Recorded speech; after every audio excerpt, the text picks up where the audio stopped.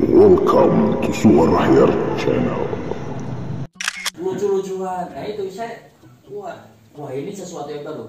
Dan realitasnya lagi, kartu dikirim di koran saya dapat uang.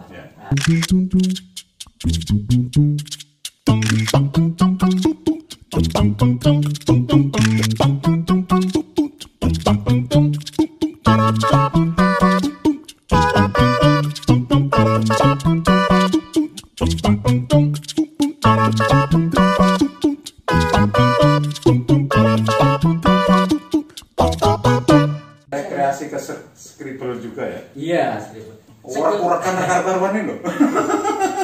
Segala hal tentang seni saya suka. Apapun bentuknya, mau scribble kah, mau WPAP kah, mau apa, itu pernah saya lalui lah. Saya lakukan. Saya pengen tahu aja seperti apa. Nanti yang senyaman saya itu di mana, itu saya akan di situ. Kalau bisa dimasukkan ke karikatur, dimasukkan. Bisa. Lah ini lagi rencana, bloguran saya akan masukkan ke karikatur. Nah, kan ada hal baru lagi tuh. Bahaya gitu. Mulai main-main. Lu malah tersebut deh. Kayak gitu. Jadi seneng hal-hal baru untuk kadang-kadang menggabung-gabungkan antara ini dengan ini menjadi hal yang baru. Yang karikatur dan scribble juga sudah pernah dicoba ya? Sudah. Karikatur scribble sudah pernah. Cuman saya aku bawanya hanya yang karikatur itu. Oh, bisa tidak no. Oke, siap. Oke. Jadi bermain-main, rekreasi, tapi sekaligus juga jika ada kemungkinan untuk dimasukkan ke karya, atau mengumpulkan karya. Atau mengumpulkan karya. Gitu. Pengennya dijadikan apa? Pameran tunggal kah? Buku kayak Ya, ini tak kasih bocor aja. Ya. Saya memang lagi rencana mau bikin buku tentang karikatur.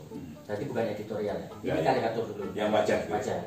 Karena memang ada teman-teman yang pengen memiliki karya-karya saya yang dibukukan. Jadi kenapa saya tidak yang editorial dulu? Saya pengennya yang karikatur secara sekalian dengan teknis. Yang bisa saya lakukan. Jadi bukan teknis orang lain, tapi teknis saya. So gabrul-gabrulnya lah kayak gitu. Joko Susilo Isono tutorial. Iya, nanti akan ada tutorial. Iya, ada. Tutorial bikin kartun ala Joko Susilo. Nah, seperti itu. Dan kalau kebetulan ini saya rencana kan tahun ini saya pengen lebih banyak bergerak, tapi kan kebetulan ada ini pandemi ini agak tertahan sedikit. Saya berpikir banyak tentang hal itu. Pengen pameran sebenarnya. Nanti kalau buku ini jadi, saya mau pameran. Jadi silakan kalau mau beli bukunya di pameran. Nah gitu loh guys. Semacam katalognya. Ntar ada workshop kecil di situ. Workshopnya kalau mau bayar boleh, include-nya buku. Nah, itu bisa atau apalah nanti lah. Pengennya pameran tunggal. Tapi mudah-mudahan itu segera terlaksana. Amin. Kita semua kan pasti berharap COVID-19 ini segera berlalu, atau jika pun tidak berlalu ya kita bisa masuk dengan adaptasi. Yang lebih nyaman. Jalan-jalan meneng. Piknik lagi. Oke. Sejak kapan mulai gambar? Kalau kita ini datang dari Kaliwungu, Kendal. Gudange kartunis. apa karena dari Kaliwungu atau karena apa? Kaliwungu bisa menjadi satu patokan saya bisa jadi seorang kartunis. Tapi kalau gambar sebenarnya kan saya dari SD sudah seneng. Nggak tahu ketika saya dulu sering mengumpulkan koran bekas. Di situ ada komik Spiderman, komik Tarzan, terus komik wayang-wayang itu saya kumpulkan. Di rumah saya meniru.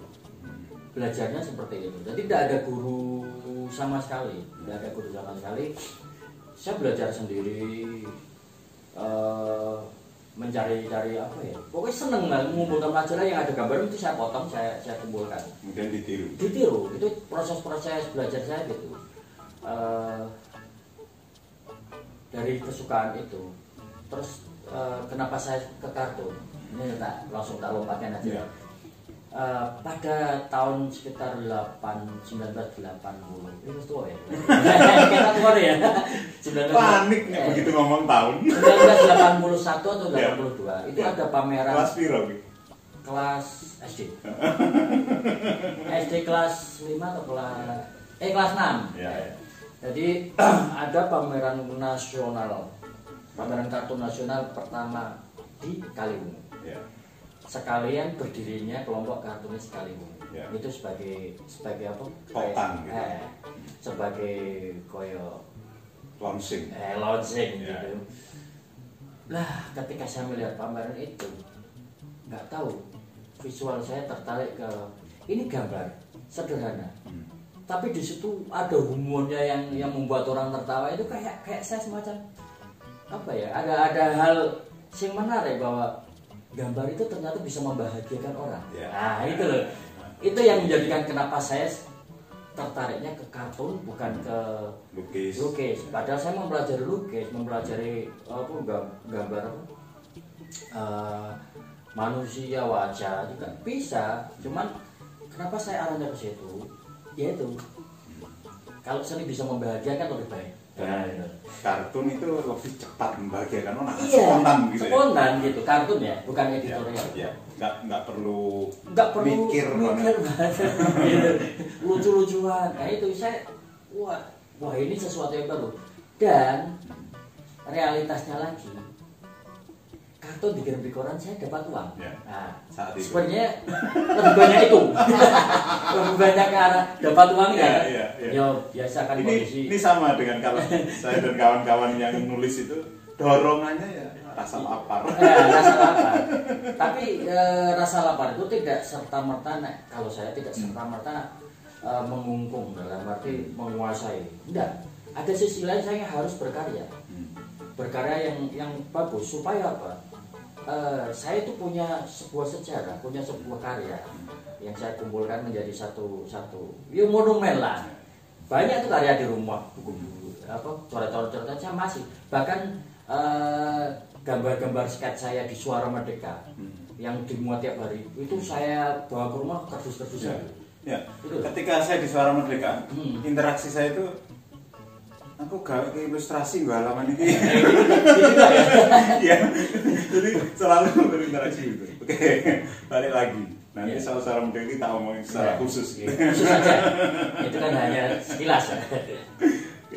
Soal karya siapa atau kartunis siapa yang kemudian jadi patron gitu bagi Dapur Susilo? Kartun atau kartun?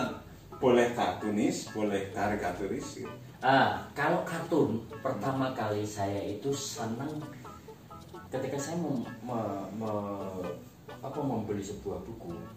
Di situ saya menemukan kartun yang namanya Mordil. Dari? Mordil itu dari, kalau tidak salah, Argentina atau mana ya? Aku lupa. Sorry. Ya. Kalau tidak apa-apa ya kalau saya. Saya lupa. Tapi dari luar negeri. Itu sangat menarik. Dia hanya sukanya menggambarkan apa? Hewan-hewan.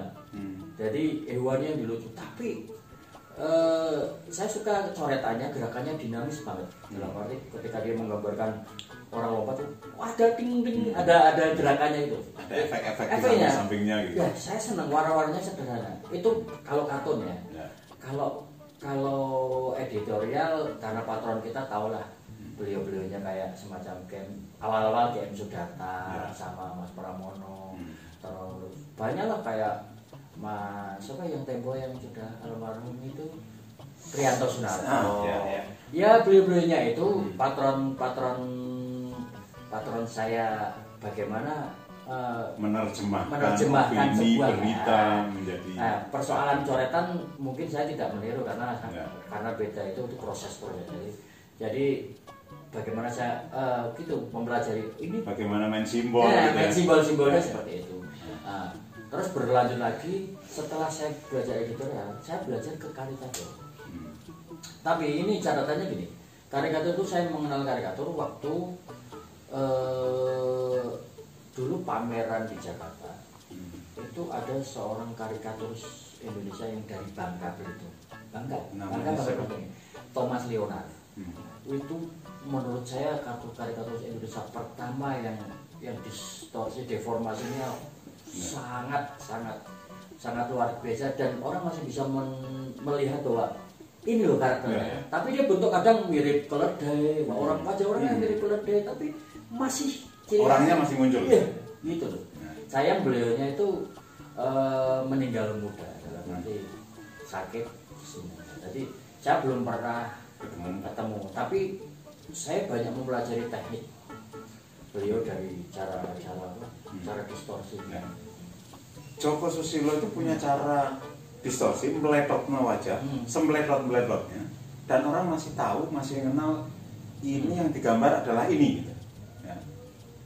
Terus rahasianya di mana?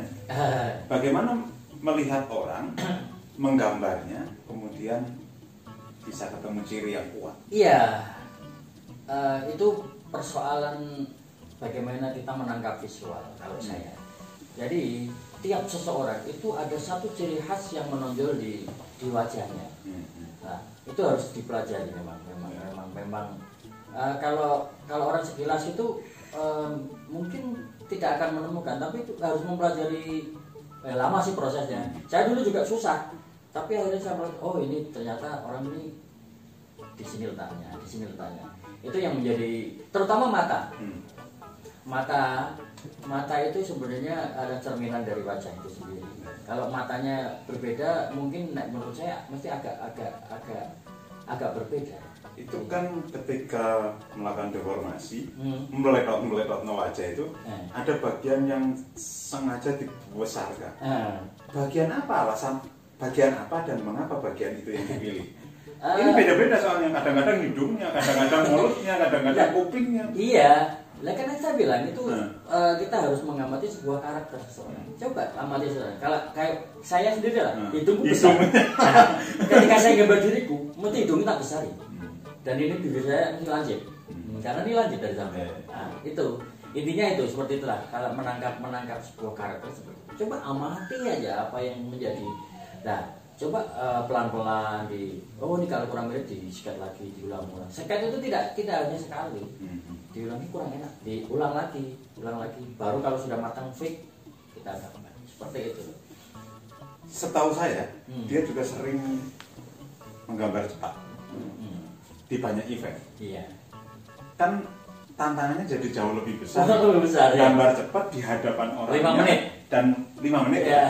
Dan orangnya itu bukan orang yang terkenal, bukan orang yang diketahui dulu ciri khasnya, dan lagi belum tentu orang ini orang yang apresiatif terhadap karya saya. Iya, terus caranya? Iya itu, saya bilang bahwa berkarya itu sebuah proses. Untuk mencapai proses itu, saya kan sudah melalui proses yang panjang dalam arti. Nah, untuk menangkap karakter seseorang ketika orang sudah sering itu cepat loh sebenarnya. Ini karakternya seperti ini. Kita ambil sisi yang paling menonjol apa itu ya yang dikuatkan seperti itu. Bagian yang lain cukup di belakang gitu. Gitu semacam itu. Jadi tapi itu memang kita menangkap sepersekian detik ini. Nggak tahu itu cara saya. Mungkin cara orang beda-beda kayaknya. Bagaimana cara menangkap sepersekian detik? Datangi rumah Joko Susilo. Khusus boleh ngopi di rumahku boleh. Bawa kopi. Rumahku terbuka loh. Rumahku namanya Pondok Kartun. Pondok Kartun, oke. Pondok Kartun di apa map ada. Oke, siap. Anggap aja utang, kawan-kawan Rono. Boleh.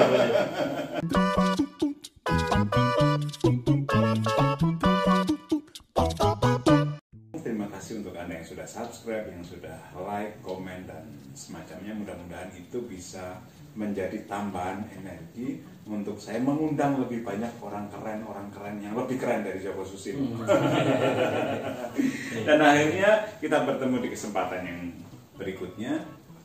Terima kasih. Assalamualaikum warahmatullahi wabarakatuh. Saya Yaren Permana. Yuk berbagi cahaya.